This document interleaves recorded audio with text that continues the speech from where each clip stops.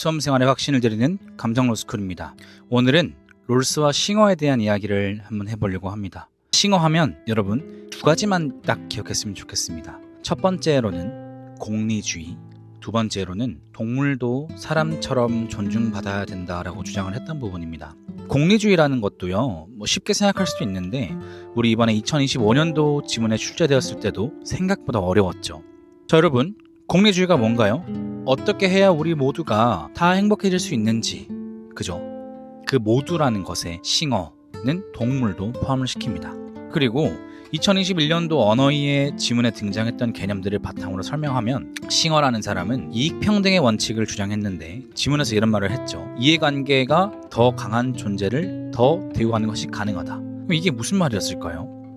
동물을 차별해도 된다는 말일까요? 아니죠. 이 똑같이라는 말은 모든 존재를 똑같이 대우해야 된다는 뜻이 아니거든요. 그러니까 예를 들어서 어떤 사람은 도움을 아주 많이 필요로 하고 어떤 사람은 그다지 큰 도움이 필요로 하지 않을 수가 있잖아요. 이럴 때 이익평등의 원칙이라는 것이 누구한테 더 도움이 되는지 필요한지를 보고 판단해야 된다라고 얘기를 하는 겁니다. 그러니까 누구한테 더 큰 도움이 되는지, 더 큰 고통을 막을 수 있는지를 따져서 행동해 보자라는 거죠. 싱어는 그의 책 동물 해방에서 이렇게 말했습니다.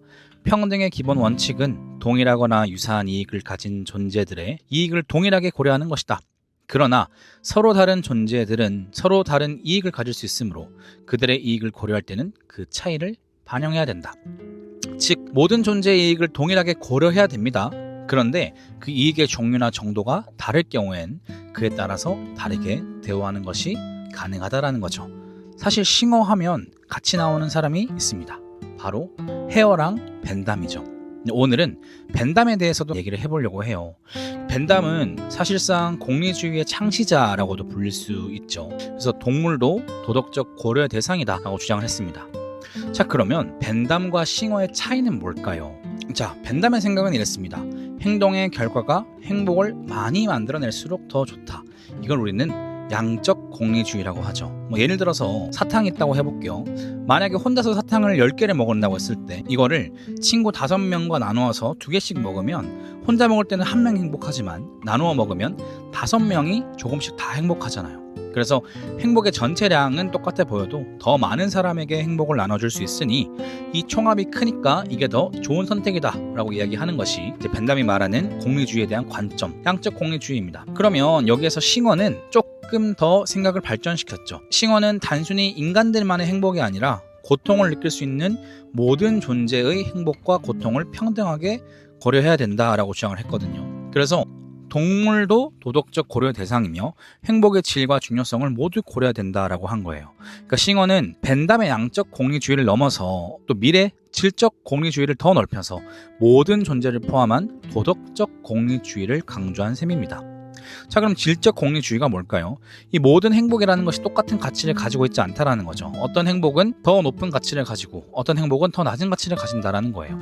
예를 들어서 독서랑 먹는 게 있다라고 했을 때 맛있는 음식을 먹는 것은 하나의 감각을 가지는 쾌락, 근데 독서가 가지는 것은 좋은 지적 쾌락이죠. 양적 공리주의라면 이 독서를 했을 때 행복과 먹을 때 행복의 점수 총합을 비교했을 텐데 질적 공리주의는 기본적으로 질이라는 게 뭐예요? 바탕이 다르다라는 거잖아요. 그죠? 좋은 책을 읽고 얻는 지식은 입에 넣는 즐거움보다 더 높은 가치를 가진다라고 이야기하는 거겠죠. 그런데 이러한 공리주의적인 관점이 어떻게 동물에 대해서도 도덕적 고려를 해야 된다라는 내용이 나오게 되는 걸까요? 자, 이렇게 한번 얘기를 해봅시다. 우리가 동물을 먹잖아요. 소도 그렇고 돼지도 그렇고. 그럼 이걸 행복 A라고 해볼게요. 인간이 고기를 먹고 느끼는 즐거움. 그러면 고통 B라고 하는 건 동물이 도살장에서 느끼는 고통이라고 해보겠죠. 그럼 싱어는 인간이 단순한 감각적 쾌락, 이런 고기를 먹는 즐거움보다 동물이 느끼는 고통이 훨씬 중요한 가치를 가진다라고 본 거죠. 그러니까 고통을 줄이는 것이 더 가치는 선택이기 때문에 인간이 먹는 즐거움을 넘어서서 동물의 도덕적 고려를 해줘야 된다라고 이야기하는 겁니다. 그래서 때로는 고통을 줄이는 것이 단순한 쾌락보다 훨씬 더 중요하다라고 생각하는 것이 싱어의 입장이었습니다. 인간과 동물 말고 동물과 동물끼리도 한번 비교를 해보죠. 싱어는 모든 존재의 고통과 행복은 공평하게 고려해야 된다라는 이익평등 고려의 원칙을 강조했잖아요. 그런데 이 싱어란 사람은 단순히 모두를 똑같이 대우해야 된다라는 게 아니라고 앞에서 얘기했죠. 그러면 동물이라 하더라도 침팬지나 돼지처럼 지능이 높은 동물들은 더 복잡한 감정과 고통을 경험할 수 있고, 곤충이나 조개처럼 지능이 낮은 동물들은 더 단순한 감각적인 고통만 경험할 수 있잖아요. 그래서 싱어는 고통을 느끼는 능력과 정도에 따라서 또 도덕적인 고려를 할 수 있다라고 주장을 했었습니다. 자, 그렇다면은 롤스는 어떤 맥락에서 등장을 하게 된 걸까요? 롤스 하면 바로 떠오르는 건 사실 정의론이라는 책이죠. 그의 정의론은 공정한 사회를 만드는 방법을 이야기했죠. 그래서 롤스의 도덕적 고려 대상은 바로 사람입니다. 사람들이 공평하게 대우받고 불공정한 일이 없도록 규칙을 만드는 것이 중요하다. 그래서 롤스는 주로 입장이 다 이성적이고 자유로운 존재들을 중심으로 했다는 거죠. 그런데 나중에 이제 동물도 고통을 느끼니까 도덕적 고려 대상은 될 수 있다라고 이야기했지만 사람과는 다른 방식으로 고려해야 된다라고 주장을 했습니다.